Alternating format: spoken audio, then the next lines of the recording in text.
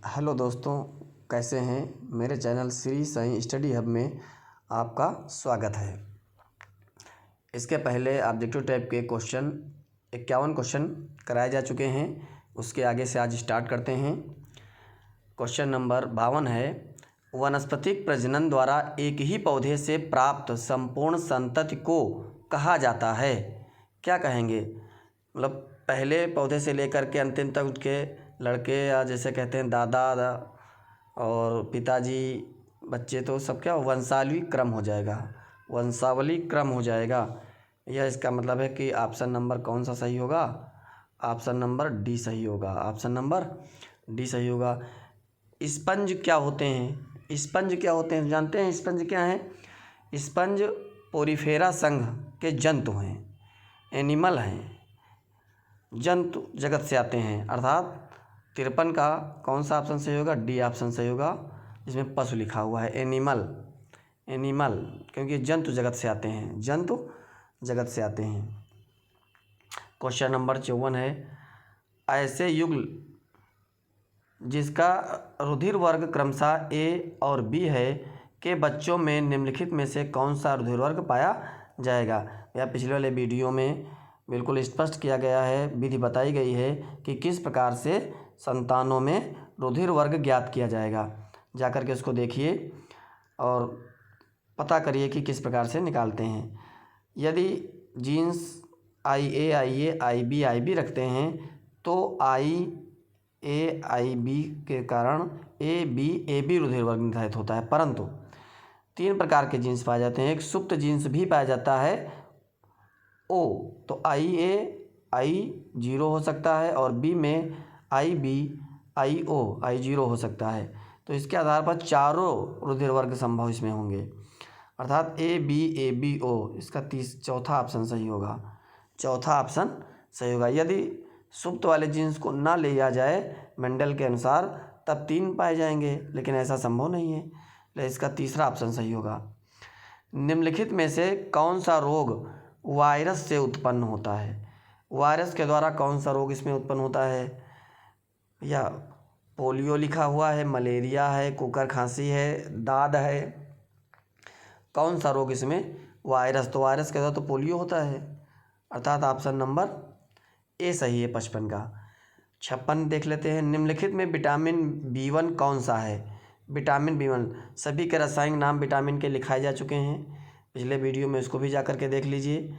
सभी विटामिन के रासायनिक नाम दिए गए हैं। विटामिन B1 का नाम क्या है? थायमीन। विटामिन B1 को थायमीन कहते हैं, अर्थात ऑप्शन नंबर बी सही होगा। निम्नलिखित में से कौन सा कथन सही है? कौन सा कथन सही है? अधिसंख्य जीवों में आनुवंशिक जीनी पदार्थ DNA होता है। अधिसंख्य वायरसों और जीवाणुओं में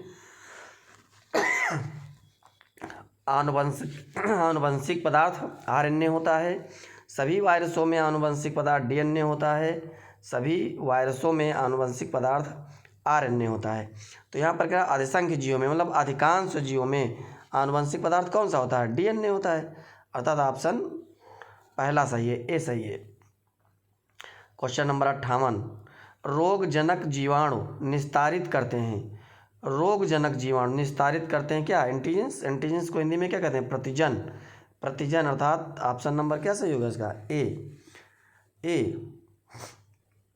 पार्किंसन रोग के इलाज को विकसित करने में महत्वपूर्ण योगदान देने के लिए निम्नोक्त में से किसे नोबेल पुरस्कार प्रदान किया गया था?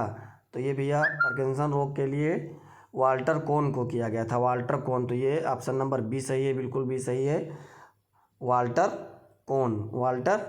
कोन हैं जिन्हें दिया गया था।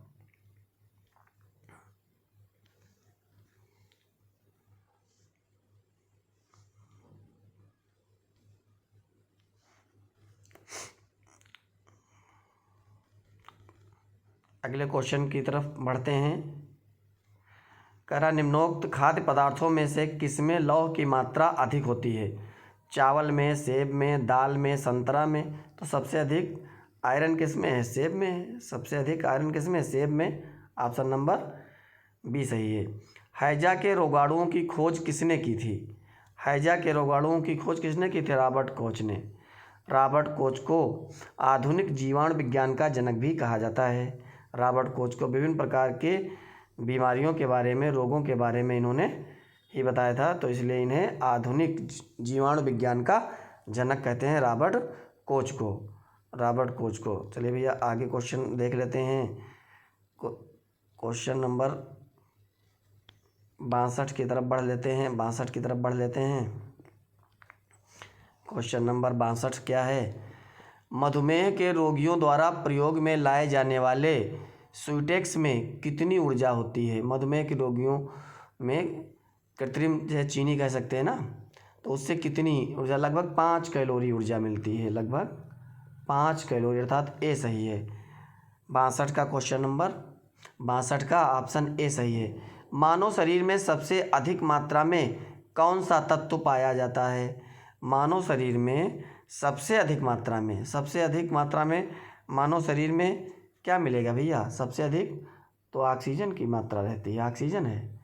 कार्बन, नाइट्रोजन, लौह की मात्रा तो बहुत कम है।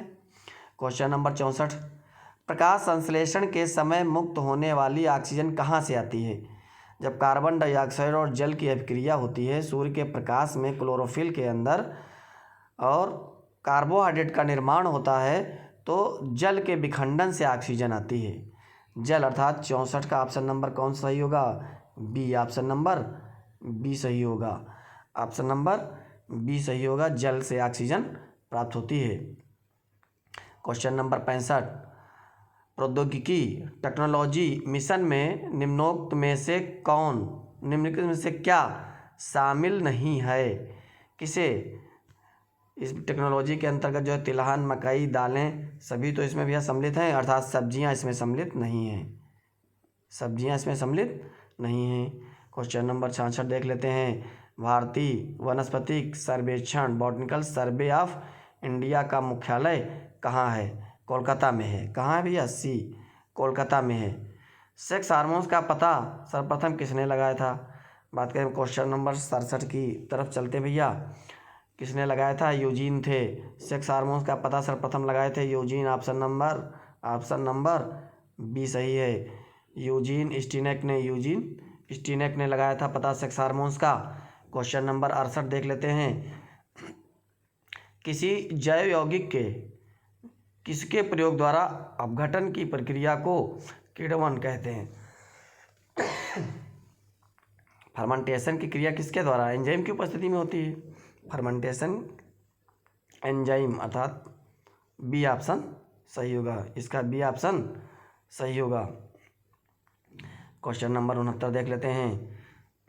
किन मूल इकाइयों से मानव के अतिरिक्त भाग या हिस्से तैयार किए जाते हैं?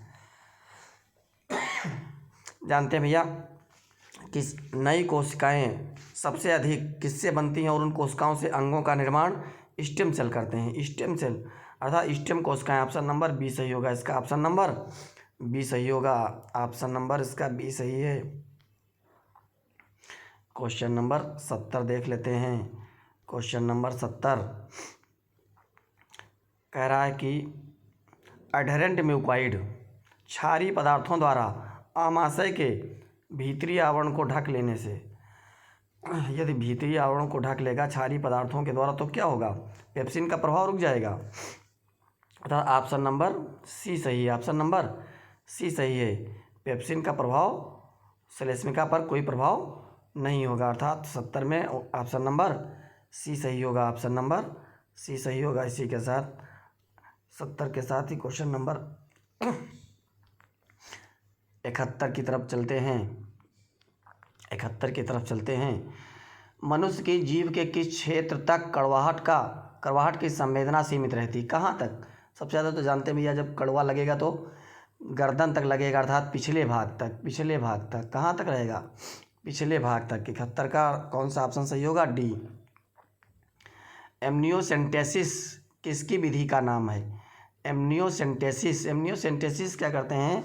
लगभग 15 से 20 सप्ताह किसी भी समय 15 से 20 सप्ताह के बीच गर्भावस्था में शिशु स्वस्थ है कि नहीं है, किसी प्रकार के उसे कोई रोग तो नहीं है, किसी प्रकार का सिंड्रोम तो नहीं है, इसका पता लगाते हैं, अर्थात ऑप्शन नंबर क्या सही होगा, ए सही होगा।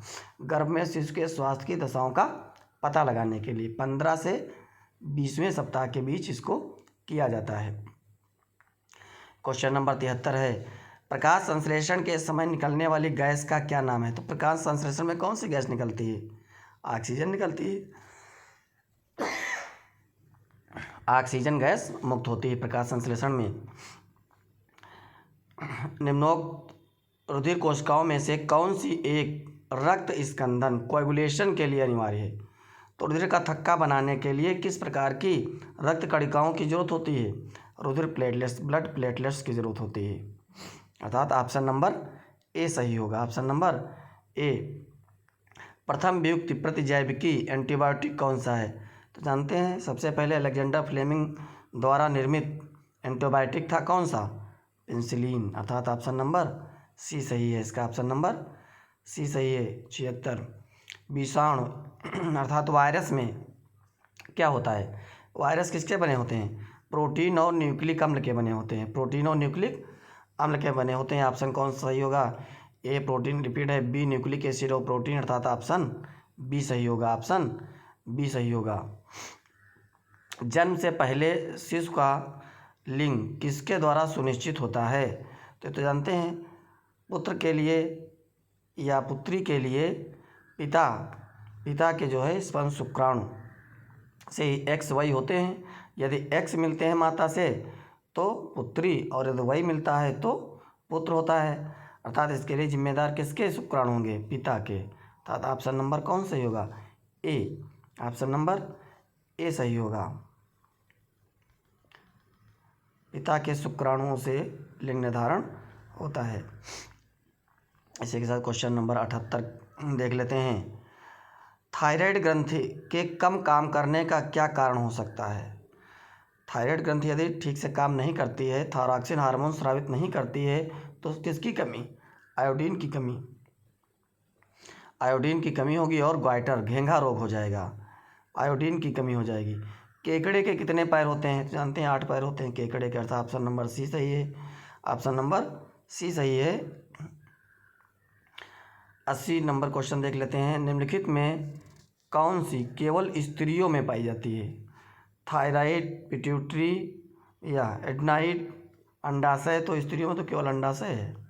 ऑप्शन नंबर सी सही है। ऑप्शन नंबर सी सही है। इसी प्रकार से लगातार चैनल को आगे बढ़ाते रहिए।